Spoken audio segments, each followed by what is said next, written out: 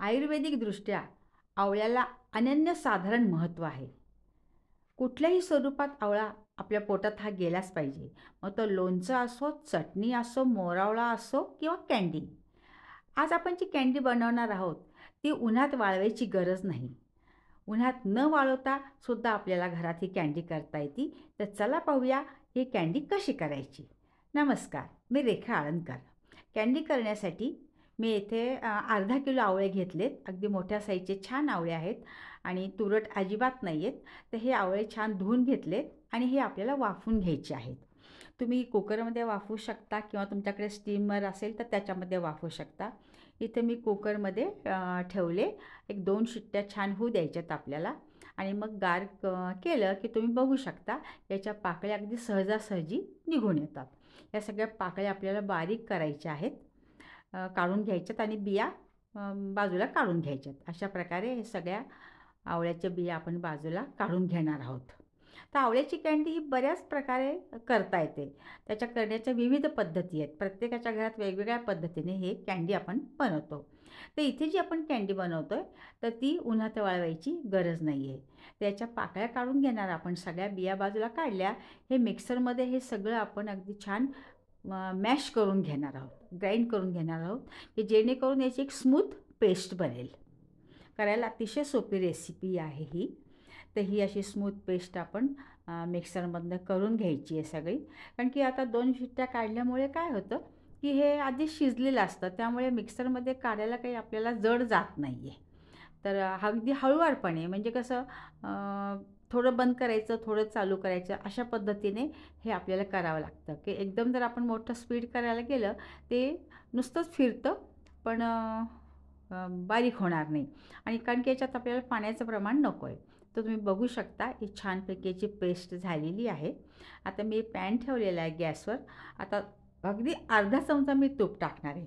का हे टाकायची सुद्धा गरज नाही आहे, पण आपण जे आवळ्याचं मिश्रण जे टाकणार आहोत ते पॅनला लागू नये, खाली त्याचा करपट असा वास येऊ नये म्हणून मी थोडंसं तूप टाकले की जेणेकरून हे मिश्रण त्या तव्याला किंवा पॅनला चिटकणार नाही. तसे तूप सगळीकडे पसरले आणि आपण जी पेस्ट केलेली आहे, जे मॅश केलेले आहेत सगळे आवळे, हे सगळे याच्यामध्ये टाकून घ्यायचेत आपल्याला. आता प्रमाण कसं आहे, तर जितके आपण तो मॅश केलेला लगदा असेल तर त्याच्या दीडपट जवळपास साखर घ्यायची आहे. तुम्ही साखरेचं प्रमाण कमी जास्त करू शकता. याच्यात गूळसुद्धा आपण टाकू शकतो. इथे मी साखर टाकलेली आहे आणि आवळ्याच्या आंबटपणावर सुद्धा साखरेचं प्रमाण ठरतं. तर त्यामुळे साखर किती टाकावी हे आवळ्याच्या आंबट गोडपणावरच आहे. की काही काही आवळे अतिशय तुरट असतात, काही काही आंबट असतात. तर त्यामुळे साखरेचं प्रमाण हे कमी जास्त होऊ शकतं. साखर एकदा छान मिक्स झाली की सतत हलवत राहायचं आपल्याला आणि जो आपला गॅस आहे तो लो टू मीडियमच ठेवायचा. गॅसची फ्लेम मोठी करायची नाही आणि सतत हलवत राहायचं हे आपल्याला.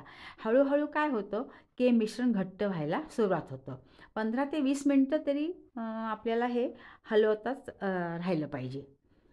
तर असा हा बहुगुणी आवळा आहे आपला. तर आता हे थोडंसं मिश्रण घट्ट होत आले, तुम्ही बघू शकता.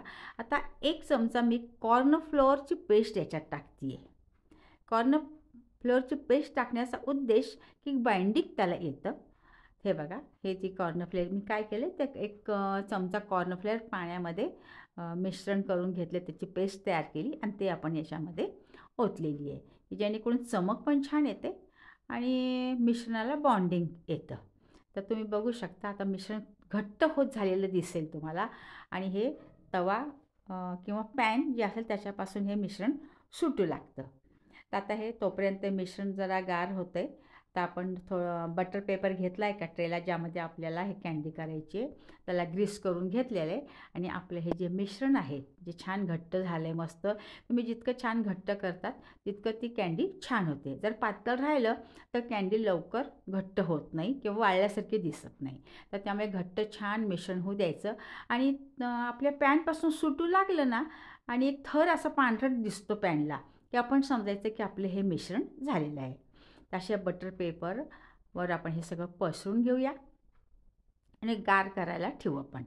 त्या गार झालं की मग आपल्याला हव्या त्या आकारात आपल्याला त्या वड्या म्हणूया किंवा कँडीचा आकार कसा आहे, तुम्ही कुठल्याही आकारात ह्याला कट करू शकता. तसे छान मी हे पसरून घेतलेलं आहे. थोडंसं वाटल्यास तुम्हाला जर हवं असेल तर तुपाचा हात पण तुम्ही लावू शकता, पण काही गरज नाही. मला तरी वाटलंच नाही की काही गरज असेल. किंवा आपल्या वाटीच्या बेसला पण थोडंसं तुपाचा हात लावून जर पसरवलं तरीसुद्धा चालेल. या स्पॅच्युल्याने तर अगदी मस्त होते.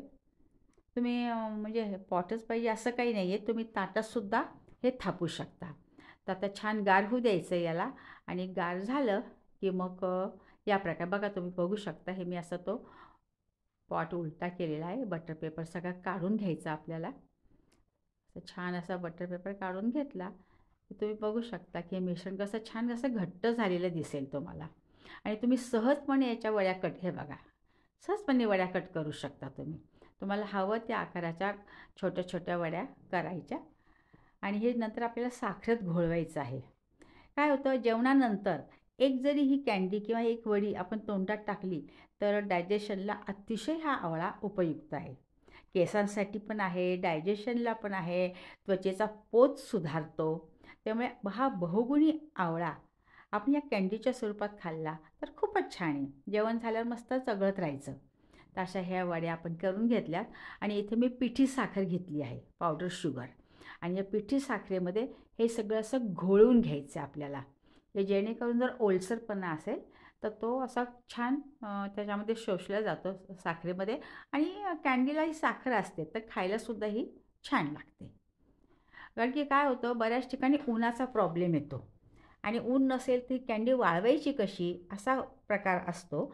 त्यामुळे या पद्धतीने जर तुम्ही हे आवळ्याचा प्रकार केला कँडी स्वरूपात, वडी स्वरूपात, तर आपल्याला हे जेवणानंतर किंवा केव्हाही मुलांना हातात दिली तरीही ते आवळा खाऊ शकतात. तर अशी ही कँडी मस्त तयार आहे. तुम्ही पण करा. आणि करायला सोपी असल्यामुळे कुठलीही अगदी नवशिके जरी असेल तरीही आवळ्याच्या दिवसात हे आवळ्याचा लोणचं वगैरे प्रकार करताना हा प्रकारसुद्धा तुम्ही करू शकता. कमेंट अवश्य द्या. आणि रेखाच कुक हाऊसला लाईक करा, सबस्क्राईब करा आणि कमेंट द्यायचं विसरायचंच नाही आहे.